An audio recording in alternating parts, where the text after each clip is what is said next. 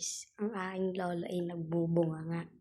Lagi daw ako bili ng sapatos. Eh siya, papakita ko sa inyo ang sapatos ko. Guys, super bag. Yan. Ito pa guys, ang dami na. Sino kandi magbubunga nga dyan? Isa sobrang dami yan. Paano ganyan? Gusto mo pambili, bili ng bili. Lagi tatandaan, ang sapatos ay para sa paa, hindi para sa buong katawan.